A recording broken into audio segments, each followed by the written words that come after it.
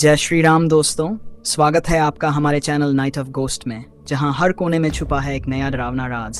क्या आप तैयार हैं उन कहानियों और राज को जानने के लिए जो आपके रोंगटे खड़े कर देंगी?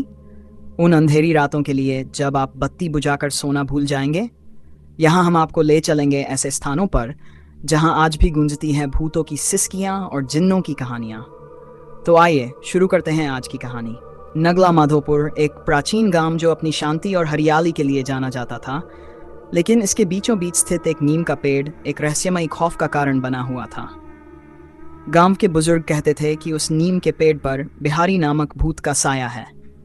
बिहारी एक निर्दयी और क्रूर व्यक्ति था जो बिहार से भागकर नगला माधोपुर आया था और अपने पापों की सजा पाते हुए इसी नीम के पेड़ पर फांसी लगाकर मर गया था।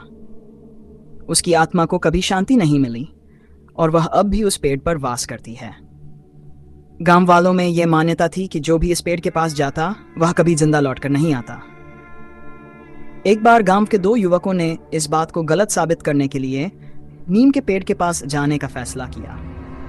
रात के अंधेरे में वे पेड़ के पास पहुंचे और जैसे ही उन्होंने पेड़ को छूने की कोशिश की, अचानक से जोरदार चीख सुनाई दी और उनकी लाशें अगले दिन पेड़ की शाखाओं से उल्टी लटकी हुई मिलीं। ये घटना पूरे गांव में भय का माहौल पैदा कर गई। लोगों में हड़कंप मच गया और हर कोई नीम के पेड़ से दूर रहने लगा। गांव के मुखिया ने तांत्रिक लौकी को बुलाने का फैसला किया, जो अपने तंत्र मंत्र के लिए दूर दूर तक प्रसिद्ध था। लौकी ने गांव वालों को बताया कि बिहारी भूत बहुत शक्तिशाली है और इसे खत्म करने के लिए किसी साहसी और दृढ़ निश्चयी व्यक्ति की आवश्यकता है।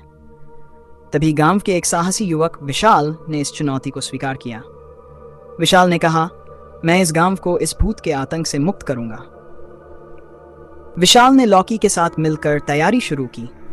लौकी ने विशाल को विशेष तंत्र मंत्र और यंत्रों की जानकारी दी जिनसे भूत को काबू में किया जा सकता था। एक रात जब आसमान में अंधेरा छाया हुआ था और चारों ओर सन्नाटा था, विशाल और लौकी नीम के पेड़ के पास पहुंचे। उन्होंने पेड़ के चारों ओर एक घेरा बनाया और मंत्रों का जाप शुरू किया। जैसे ही मंत्रों का जाप तेज हुआ, नीम के पेड़ की शाखाएं जोर जोर से हिलने लगीं।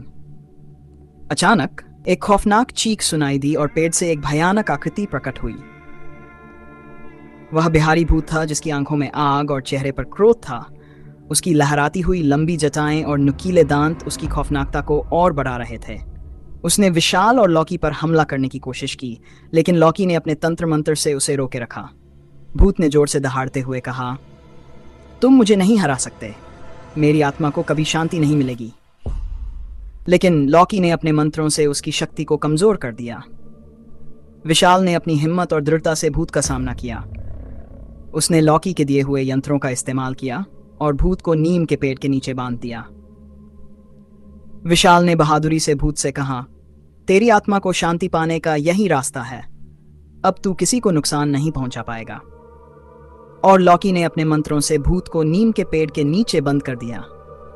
भूत बिहारी ने अंतिम बार विशाल की ओर देखते हुए कहा, तुमने मेरी आत्मा को शांति दी है, अब मैं इस दुनिया से विदा ले रहा हूं। और धीरे धीरे वह भूत नीम के पेड़ में समा गया। गांव वालों ने विशाल और लौकी की बहादुरी की सराहना की। उन्होंने देखा कि नीम का पेड़ अब सामान्य हो गया था और उस पर कोई भूत का साया नहीं था। धीरे धीरे नगला माधोपुर के लोग फिर से उस नीम के पेड़ के पास जाने लगे और वहां फिर से शांति और खुशहाली लौट आई। लेकिन गांव वाले कभी उस पेड़ के अतीत को नहीं भूले और लौकी और विशाल की बहादुरी की कहानियां सुनाते रहे। अंत भूतों और तंत्र मंत्र की कहानियां जितनी डरावनी होती हैं, उतनी ही हिम्मत और एकता की मिसाल भी बन जाती हैं। नगला माधोपुर का नीम का पेड़ अब सिर्फ एक पेड़ ही नहीं, बल्कि एक इतिहास भी है जहां हिम्मत ने डर को मात दी। तो दोस्तों, ये थी आज की कहानी। अगर आपको ऐसी और कहानियां सुननी है तो हमारे चैनल को सब्सक्राइब करें और बेल आइकन को दबाना ना भूलें। अगली बार फिर मिलेंगे एक और डरावनी कहानी के साथ। अभी के लिए अलविदा।